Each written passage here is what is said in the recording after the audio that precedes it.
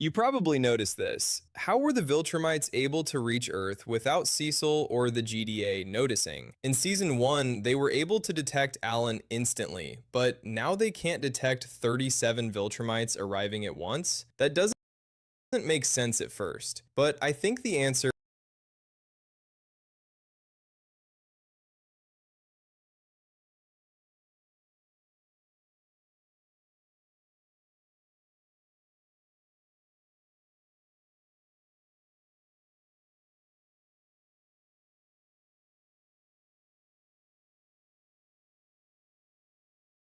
is simple.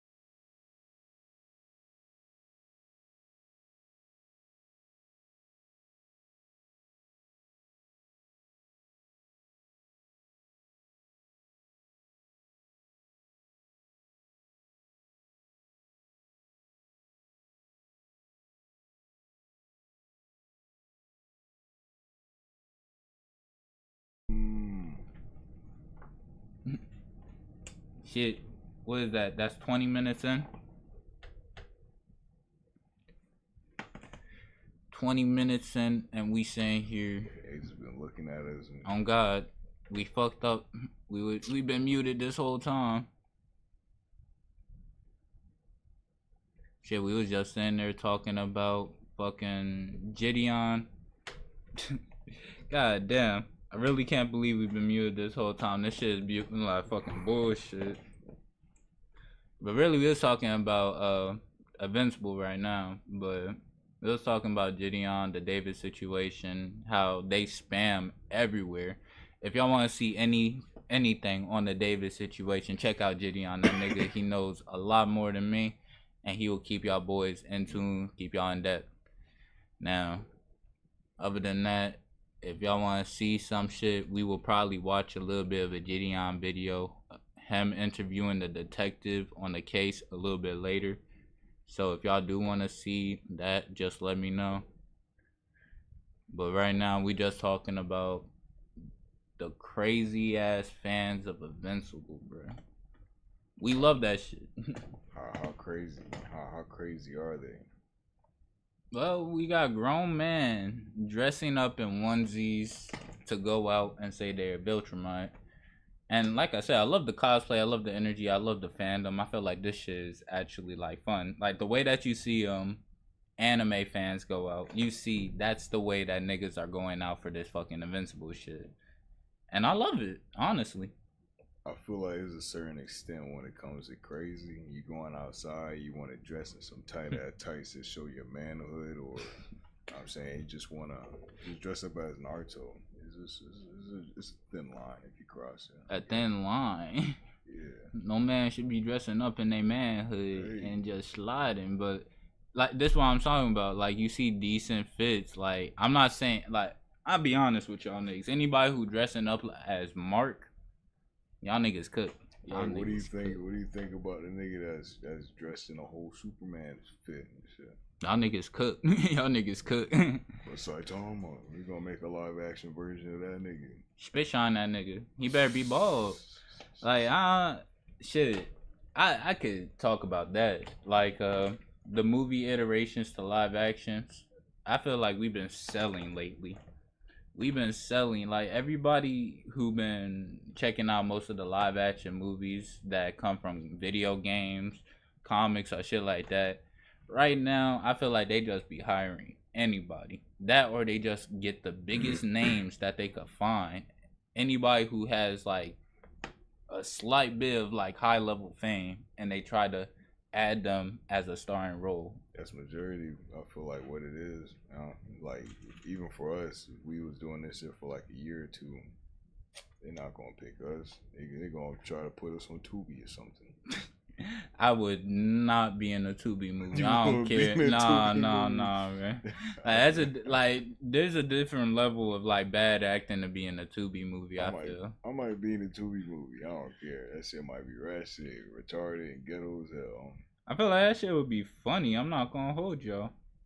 That shit would be funny as fuck. But they're like off-brand Tyler Perry shows. Yeah, not all of them though. Not all of them. I feel what you're saying though. The feeling of it, shit. With some of it. See my finger.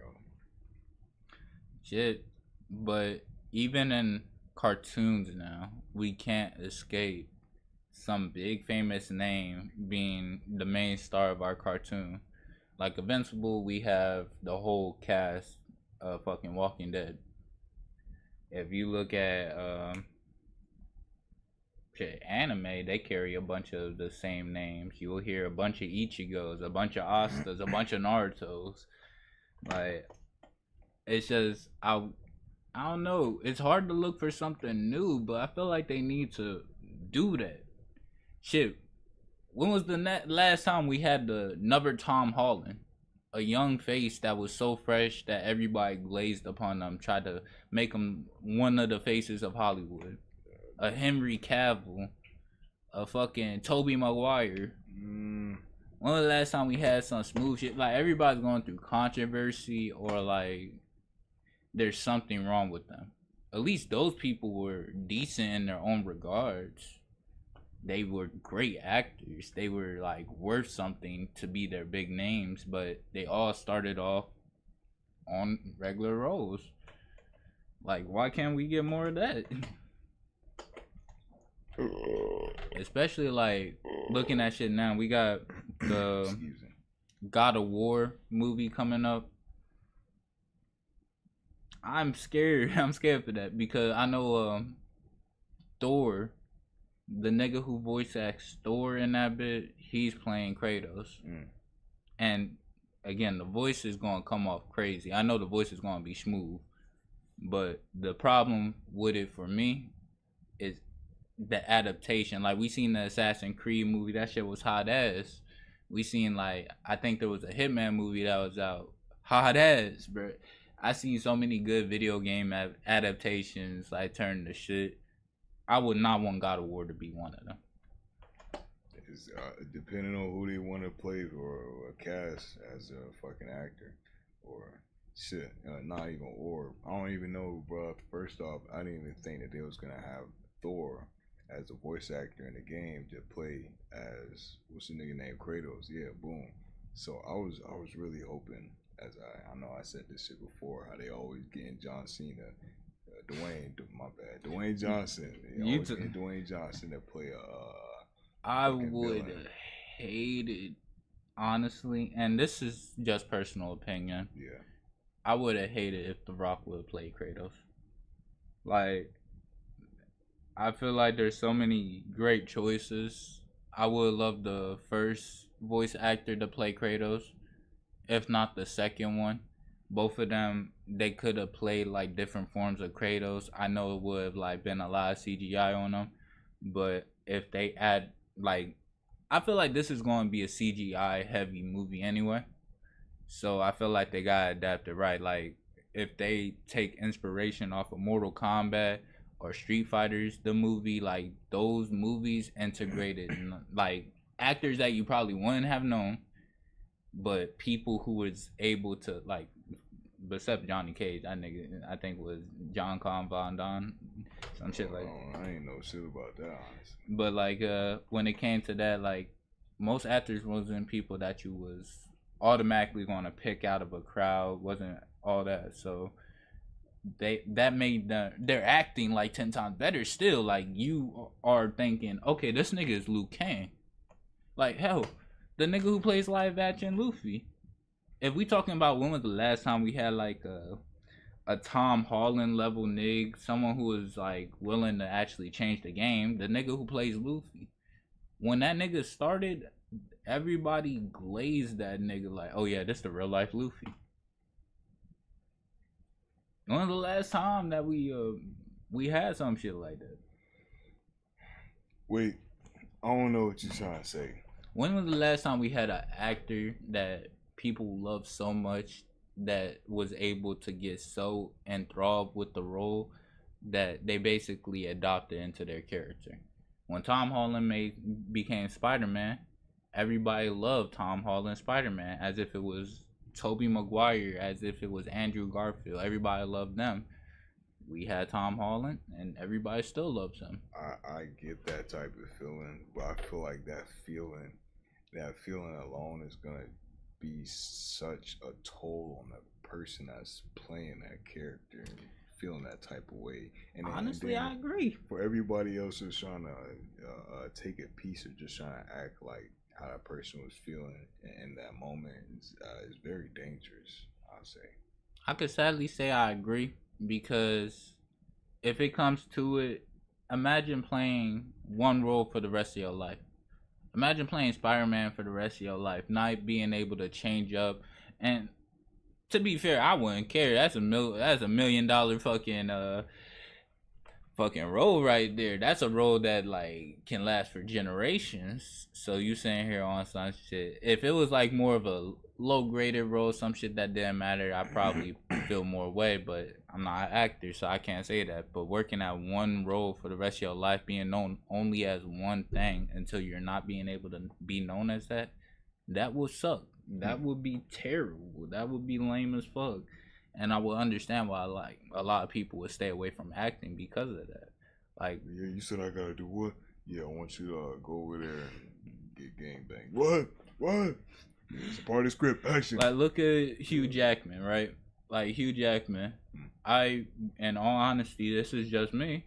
I can't see him as nothing else but Wolverine. Every time I see, like, if you would flash a movie of anything and Hugh Jackson is fucking in that bit, I'm going to most likely think we're watching Wolverine. Like, even if it's like nigga don't have the same facial structure, anything, I would most likely think we watch, because he played the role so perfectly. Ryan Reynolds, when it comes to playing Deadpool, I think that nigga did so perfect. I can't imagine anybody else playing that role. Hell, I even give it to another legendary that was a slept on pick, The Thing in the new Fantastic Four, bro. Dang. The Thing in the new Fantastic Four cooks so hard, I low-key forgot what The Thing looks like before. And I'll be one of the niggas who said that his design was ugly as shit.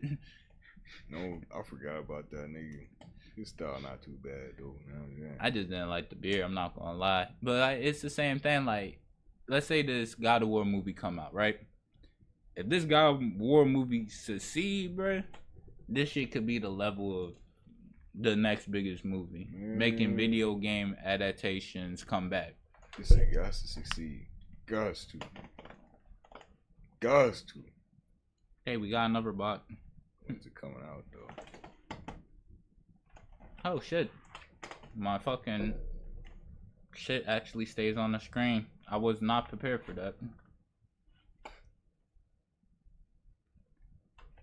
But shit, through most of the time, I've been looking for like different shit I've been wanting to see in like shows. I want something that has like low key Invincible's level of brutalness, but I want it to actually have like a great story behind that bit. Not saying Invincible is bad, it's just most of the time when I look at Invincible's story, like it seemed like so much shit be going on at once. If it wasn't for that season final, like that shit broke me out of the cycle the whole time. Everything wasn't going bad. Situations kept escalating, but it was all mostly in Mark's head. It wasn't until the very end that we're second guessing. Oh, that's not really Thrag. This nigga having another PTSD episode. This nigga's not fading away. This nigga's not heavily breathing. This nigga's heart's not racing. And he rushes up trying to hit old dude. I'm looking at it like, oh, that's not a post-traumatic. That's not a fucking mirage. This nigga actually swung. Same thing. Impact frame. Once the nigga touched the forehead, I would love that type of action, that type of motion. Hell, I feel like My Hero lost the call because they could have did so much with that shit. Why? Like my question: why is that nigga Nolan so much stronger than his son? Which one we talking about, Mark or Oliver? Mark. All right. He not really, but like, in all honesty, Invincible isn't that strong. Their power level and power system is very loose. The nigga wasn't consistent when they were writing it, and honestly, I don't think that takes away from it. I feel like that just makes power scalers mad if the power scaling isn't consistent. Now, it does make some moments dumb, like you would expect that there should be nothing that could cut through Viltrumite's skin. Yeah. But there's stuff that can hurt Mark. Shit, a fucking gun that can pierce through a whole planet. Exactly. They could eat a whole gun that could pierce through a planet one day, and then another day they getting stopped by a pebble or some shit. Their writing isn't consistent for power level, but it's mostly for entertainment. I believe that. Yeah, you're right. Like fucking what's his name? My bad, continue. Nah, what you want? Shit, I was about to say something. I lost my train of thought. Ain't gonna lie. I think of it like the Viltrumite War explained it the best, to be honest.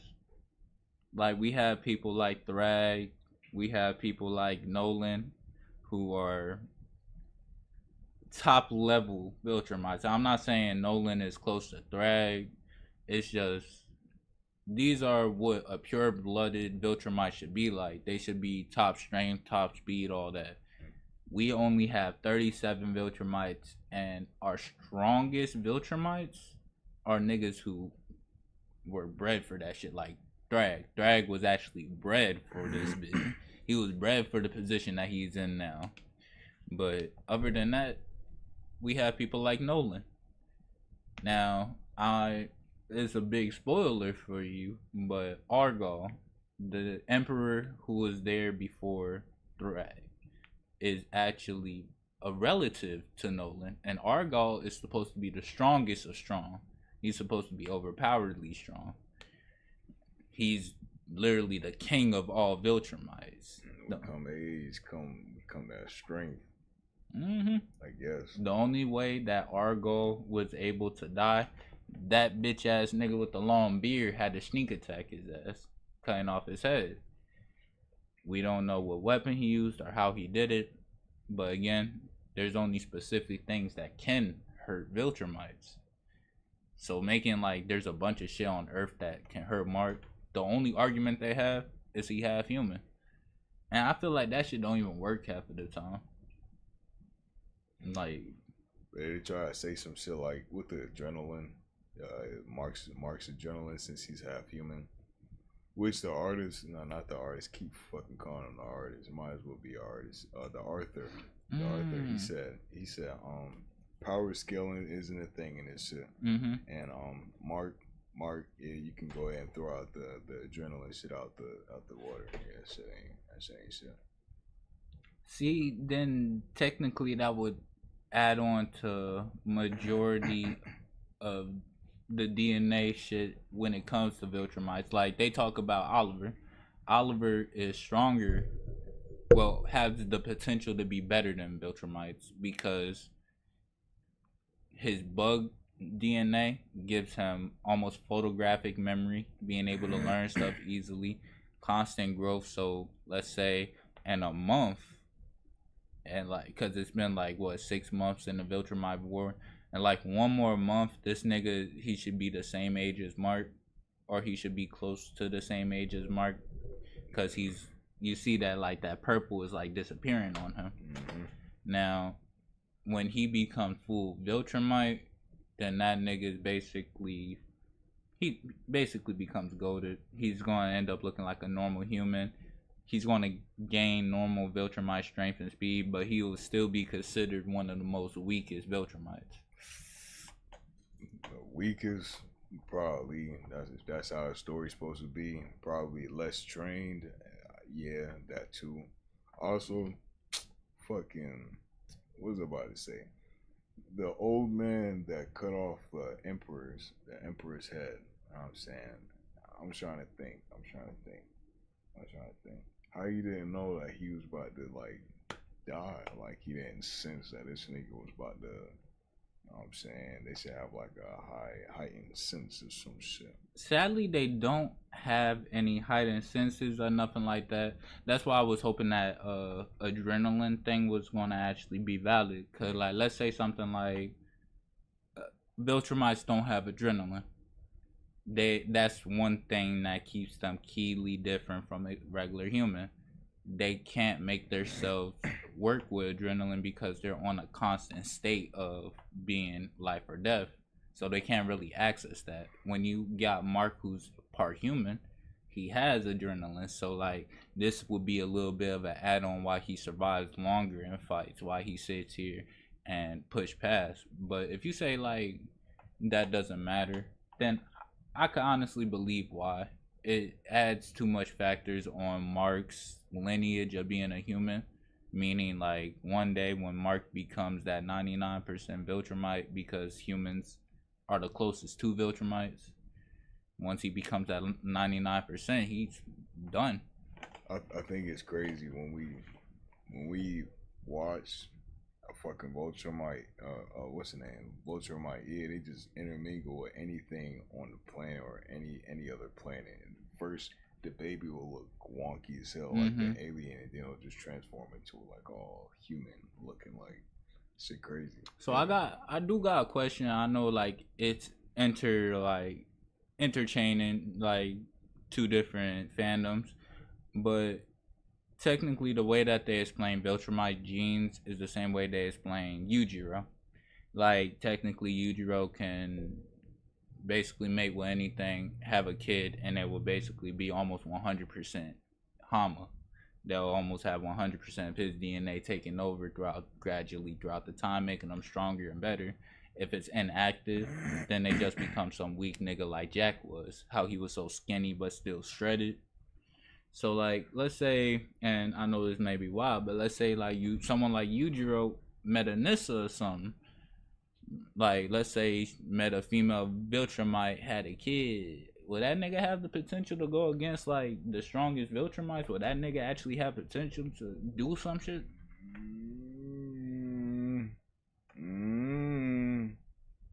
She might. I ain't even gonna lie. We almost made it to the hour mark, and I know we've been yapping this whole time. If y'all want to see the Gideon video, we are about to watch it now. This is going to be a Gideon video explaining the Celeste situation. So if y'all want to check that out, y'all know, just stay tuned. We're about to switch to it now. He is interviewing the detective that works on the David case.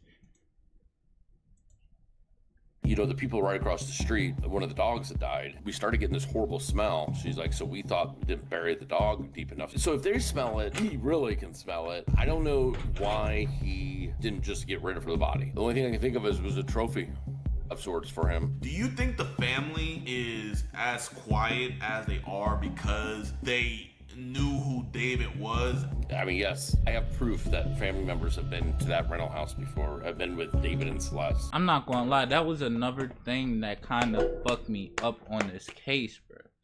So, like, as we know, right now, Celeste was 11 upon meeting David. So, David has had access to this poor girl for like over 3 to 4 years, and this time, how the fuck did the parents like not know what the fuck was going on?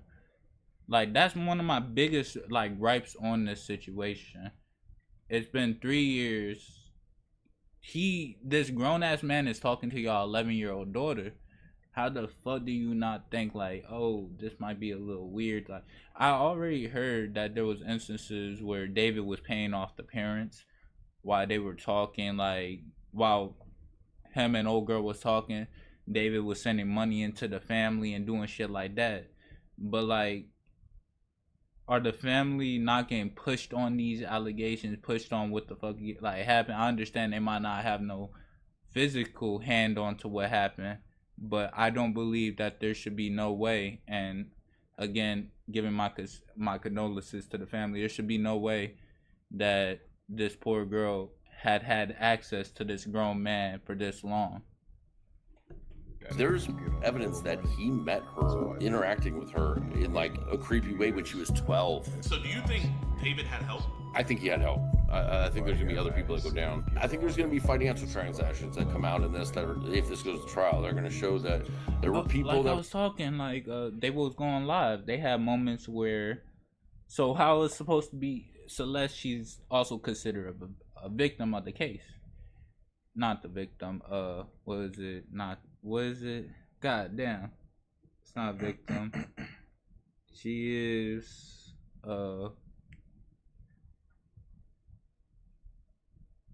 God damn, I forgot the word. But basically, she's a part of the case because of the fact that during her and David's relationship, she was going to leave David and she was going to go out on the internet of being like how this famous nigga went out, sexually assaulted her and did all that.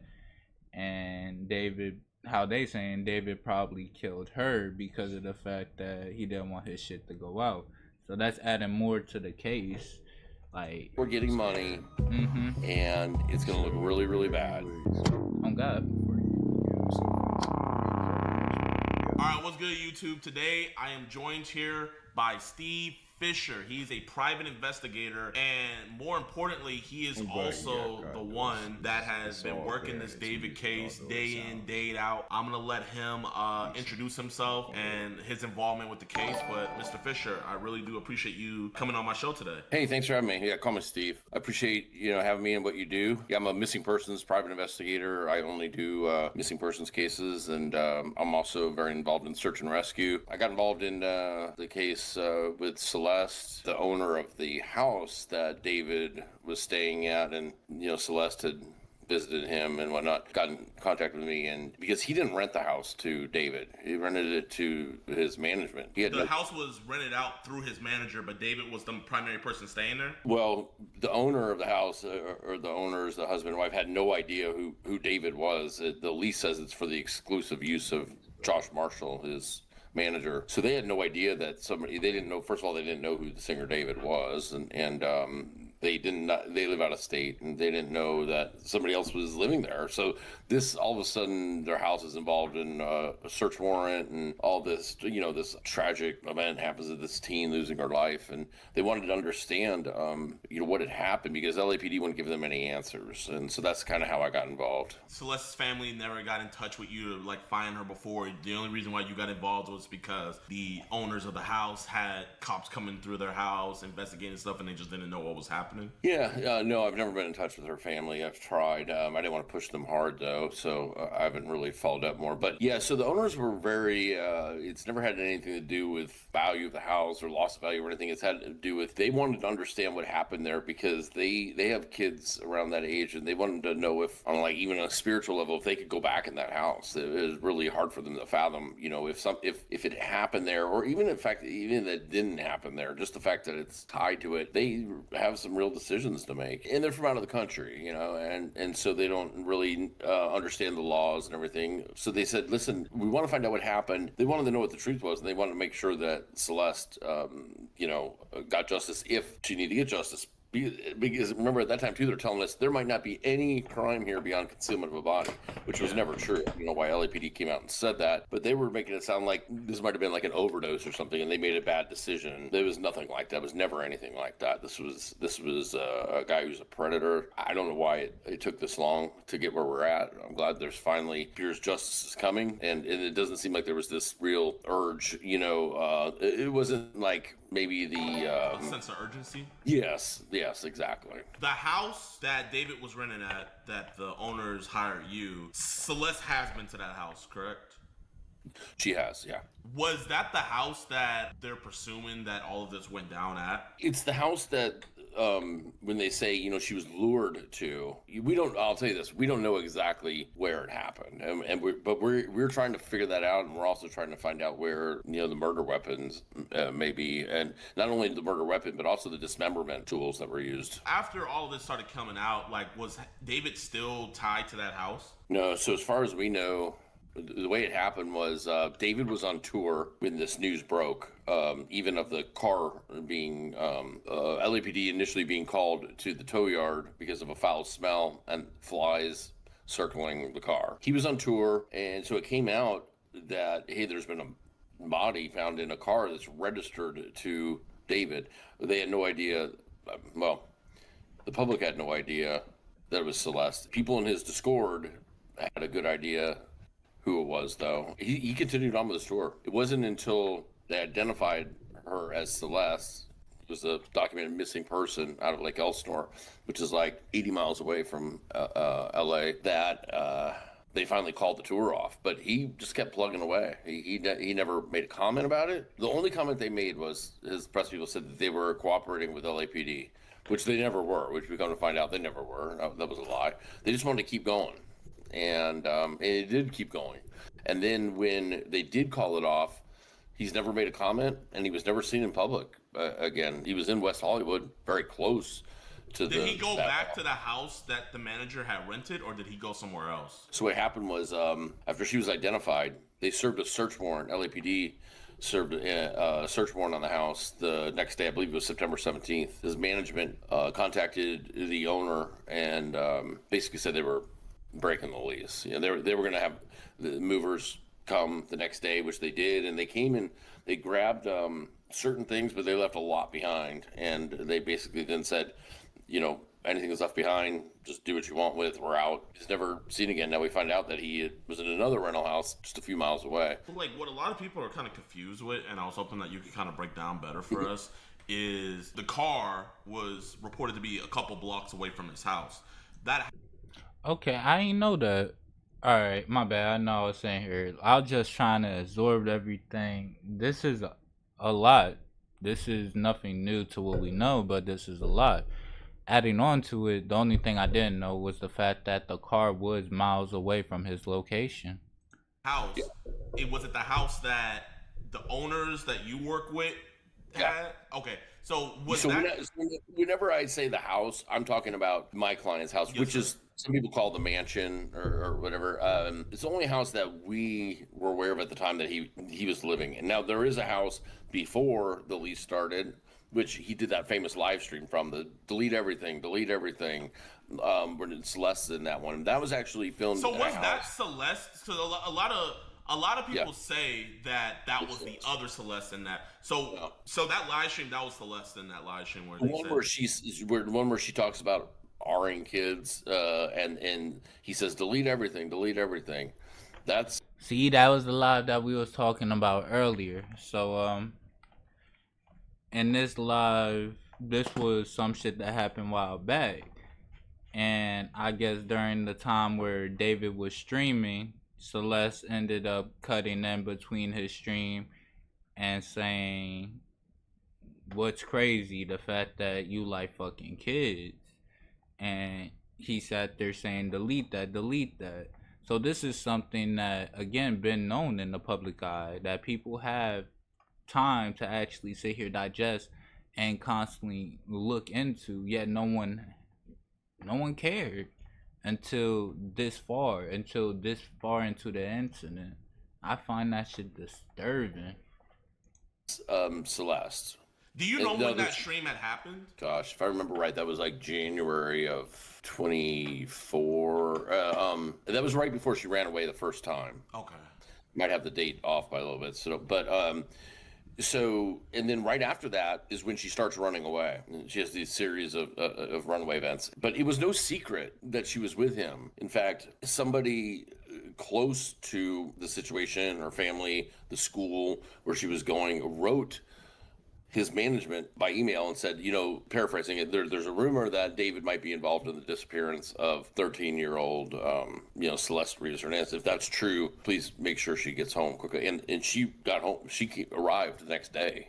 And that email was received by his management company, and they did send it to him. I have proof of that. He was aware of it. So then she arrives back home, but then she runs away again. He was grooming her. He's a predator. This is not the only girl he was involved with that was underage. When Celeste ran away on Valentine's Day, she showed up. This was not the only girl he was involved with who was underage. In the area. Oh, this is the exact same day that they're actually taking possession of the new house that they rented, my client's house. Yes, sir. Of course, my client doesn't. My client thinks it's Josh Marshall, his manager, but they take possession of it. So on that day, he's got Celeste runs away that day, and she's at the old house, the one where they did that live stream, delete everything, and he's got another minor at the new house, a mile and a half away, and I've got pictures of that. So, that can be. This is kind of all new about there being like a new minor. If you can reveal, how old was this other minor that David was dealing with? She was 16 and 17. She was 16. This was going on for a while. I believe it goes back to when she was 16, 17 for sure. But he knew, she was underage, and listen, it's kind of the same MO. It's kind of the preying on those that he can manipulate. Again, how does he get access to these children? Now, the 16, 17-year-old probably is a person who could make decisions enough to like go out, probably drive and do shit like that. So for how he got access to them, makes sense. But how the fuck did this nigga get access to a 11-year-old, a 13-year-old? How the fuck did this nigga get access to them? Out of their environment, and there's others. There's another one too. So I mean, and I guarantee that there's I can't guarantee, but no, I mean any predator, they're always gonna have multiple victims. Yes, there's ones that I don't know about. Yeah. When I was in court yesterday, when I happened to be looking right at David, he was seated kind of in front of me, and they brought him in an orange jumpsuit, and they sat him down at the table with his lawyers, and they handcuffed him to the table. I didn't know what was coming out of the prosecutor, and I happened to be looking at him because I was like, man, he looks so different. He does not look like, David, the artist. He looks, he just doesn't look the same. And so I was looking at him, and then they were talking about. That's another interesting thing. Like, that like clone theory that niggas be talking about? Mm-hmm. He was the one nigga I was actually waiting on niggas to blast that shit on. He was the one nigga, like, David, I seen his face before when he was making his music. Nigga looked like a mixture of Uzi and Playboy Cardi, but a little ugly. So then, like, you sitting here looking at him now, he looking like an everyday Joe. He looking like an everyday citizen. You wouldn't pick him out of a crowd. You could say, okay, that's because the nigga was dusty, because he was wearing his fucking jail clothes, you can say whatever, but even the cop is saying this don't look like the same nigga. When discovery, which is all the evidence and stuff, is going to be delivered to his lawyers, and the prosecutor comes out, and I don't want to get you dinged off. No. It's literally say like you can say that. Okay. So she comes out and says, Your Honor, one of the biggest issues is that there on his phone there was a voluminous amount of child porn. Proper word now is CSAM, right? And but she went child porn, and then she goes, and because of this child porn, I mean, she said child porn 4 times in a row. It was very intentional. You had to let him know, we know. He just stared straight ahead. He wasn't like, he didn't turn to his lawyer and like, what the hell? He knew, like, I think he knows that they got him dead to rights right now. So, but she made it sound like there's a lot on there. So I don't think it's just Celeste. I don't think it's just Celeste and this other minor that I'm talking about. I think that there's going to be a lot that he actually was in communication with, and I think there's going to be probably a lot of that material that he sought out on the internet. Back to the timeline. So I didn't know this. So it was January 2025 when that last shit happened, or 2024? Well, she'd been gone well over a year when this was going down. I believe that live stream was 2024, January 2024. Then she starts. Then in February, is when and then there's Runaways, and then. Getting into around Valentine's Day, she runs away again. And then it's a year. It's well over a year that she's gone before we now know that this happened, according to prosecutors, in April of 2025. So she's gone a very long time. And that's been the whole thing, is piecing this together. Where exactly was she? Because we didn't really have evidence that we had evidence that she had been to the house, but not that she was like living at the house. And David would travel a lot for concerts or whatever, and nobody would stay there. So we're like, where was she in all this time? And then we find out that she wasn't truly a runaway. That's the part that's upsetting to me too, is that her family knew where she was, and she'd shown up for like her cousin's high school graduation. She showed up at a family event. There's a video out there of her arguing with the next door neighbors in the apartment complex next to her house, all while she's supposedly a missing person. And so it's all very frustrating. There's a lot of things, a lot of failures around her. And I understand she's probably a handful. I get that. But the thing is, she's a kid. That's part of being a parent. She needed direction, she needed like a direction in life. And it's not okay. They knew who he was. And it's just, I don't care how rich he is. I don't care how famous he's becoming. I don't care he's living in a mansion and All right, now he talking about the shit that I'm interested in. So, at most we know that Celeste may or may not have a troubled past, and she might have been hard to deal with. Yet that's no excuse for anything. Like I said, I heard sources that David was paying off the parents, had like them getting like 10K like every month or every year. I find that shit wild to actually sell out a whole person like that. These parents need to be investigated if that's actually true, or if that's not, if that's just another allegation. It's just an allegation. Can afford to support her. It's not okay. She's 13, 14 years old at this time. It's never okay. What I found interesting about this case is you would think a lot of people close to him would be coming out saying things like, hey, this was weird and stuff like that. But you really haven't been seeing that. The prosecutors are saying that they've gotten people to corroborate. They said they have some people that are more difficult. Do you personally think, or do you know, like, actually, that people knew her age and just didn't say anything about it? 100%.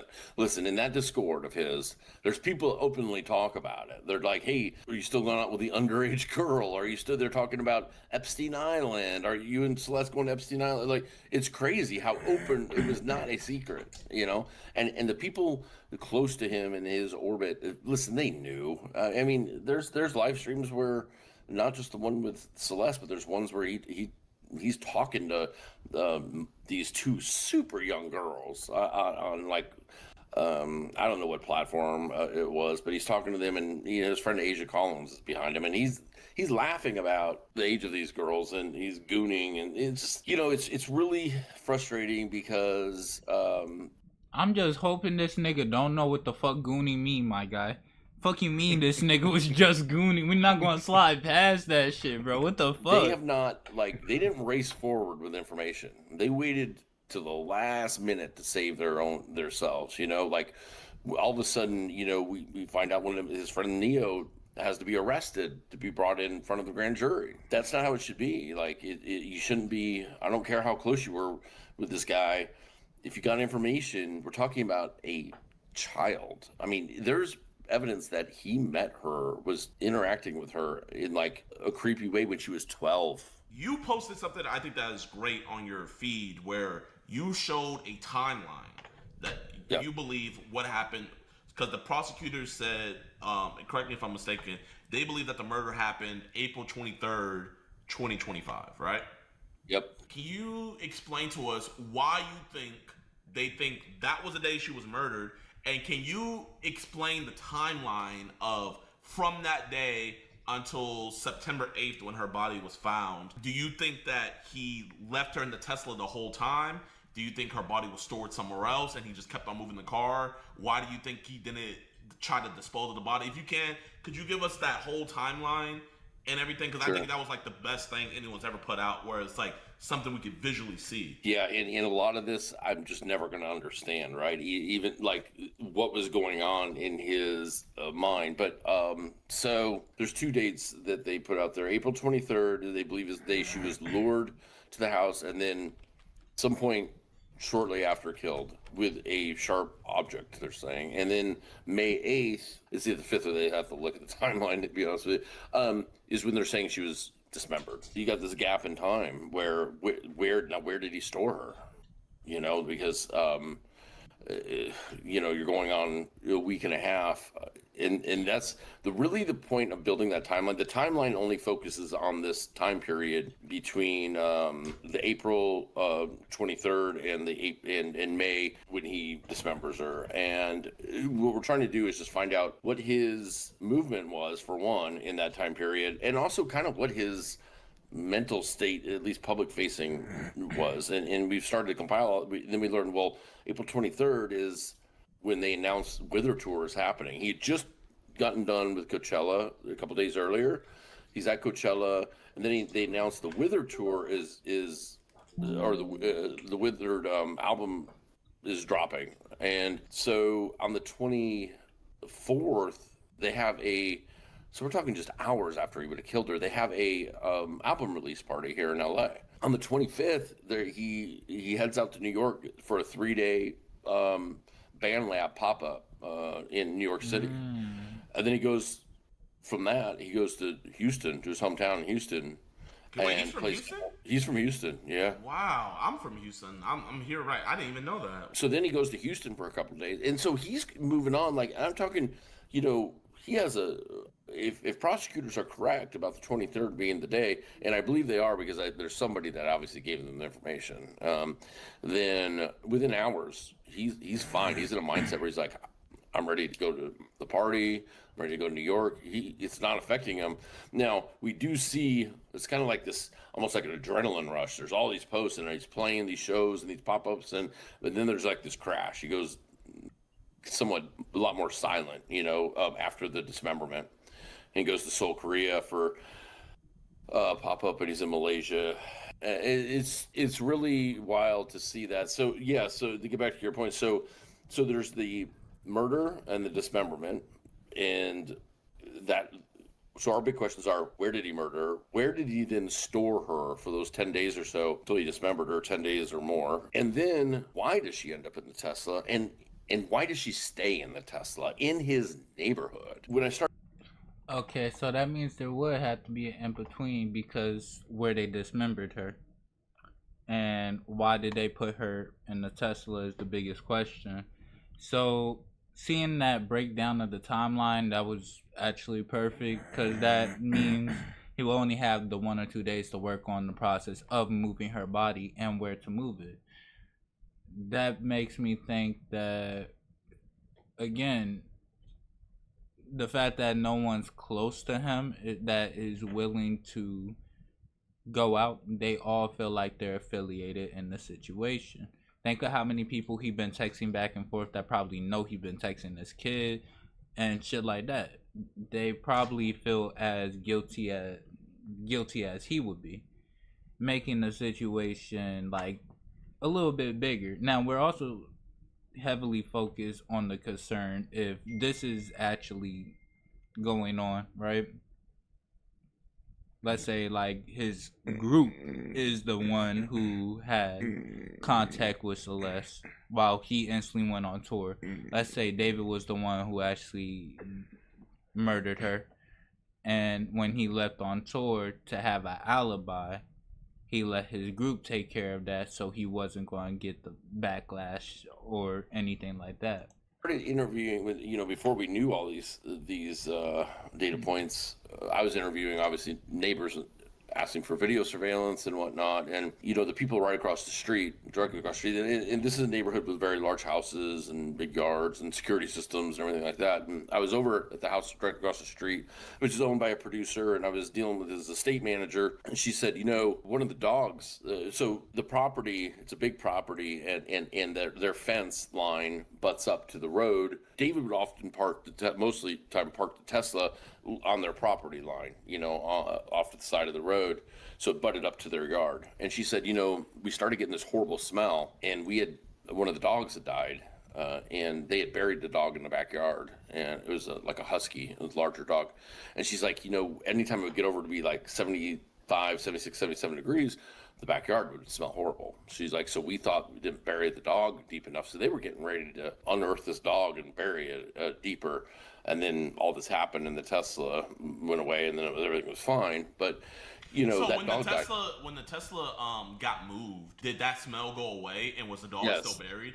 And, yes, and they're not thinking like, oh, the Tesla just went away and now it doesn't smell. They don't know, they're like, why it comes and goes. And it's not until after they find out, oh, there's a body in the trunk of the Tesla. It's like, oh my God, the Tesla was, and they have it on surveillance, of the Tesla coming and going. So at times, so if they smell it, then he really can smell it, especially at the house, because it's like a multi-story house, and there's live streams that he does where a makeup artist is like, oh, it's a smell, and they just kind of like. When was these live streams like dated around? He live streamed from the house a lot, and so it was just like him and his friends, and they're filming something or whatever. There's a makeup artist. And this is the same house Same house. So there was streams where the makeup artist would complain about a smell from the house.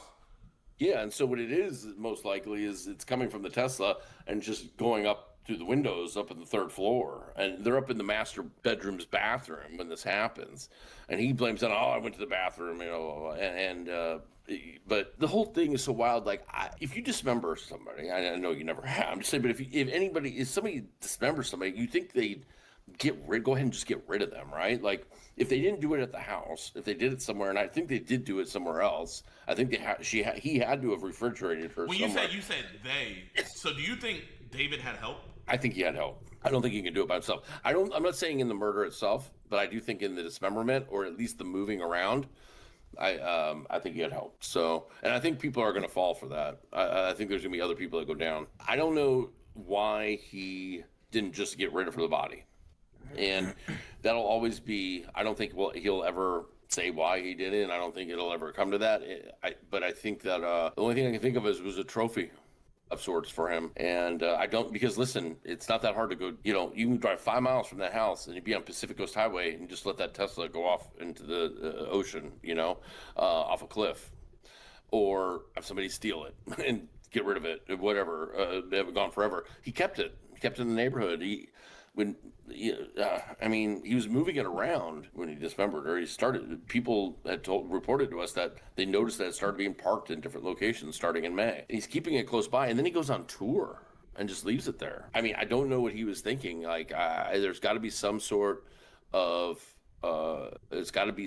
trophy thing, because there's plenty of opportunities to get rid of that car. Would it be in a Tesla? Like, what I'm thinking they can do is they could probably. What do you? I don't know if you know this information, but was the Tesla dead when it got towed to the tow yard? Yeah, so I don't know for certain. I think it was, though, and it appeared that Sentry mode was probably turned off, because it doesn't appear that they got any meaningful data from the car itself as far as the cameras or anything like that, because otherwise it would have been an immediate arrest. I do think, because of the length of time, the car was most likely probably bricked, but I can't say for sure. I don't think that there was a key with it.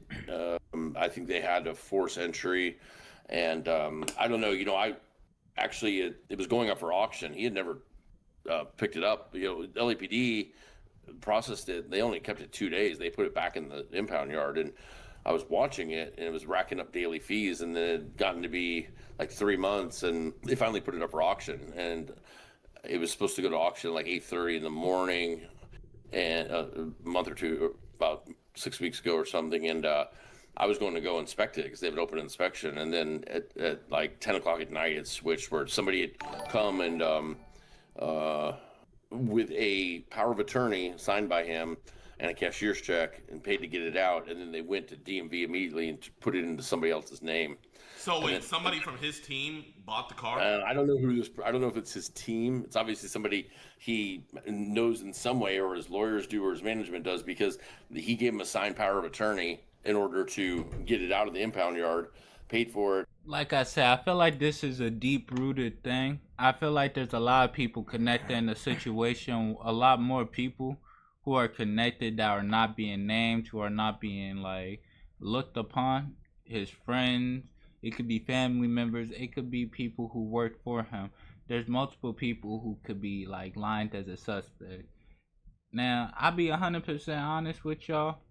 Throughout this, I got majority of what I wanted. Now, I ain't gonna lie to y'all. I am gonna watch more of this video. I'm gonna watch it more on my leisure time. If y'all want to see more videos like this, please like, comment, subscribe, and hopefully I'll be on another live tomorrow. So if y'all want to see more content like this, y'all already know what to do. And check out the description if y'all like free money, if y'all like music or anything like that. Check out the description. We got everything.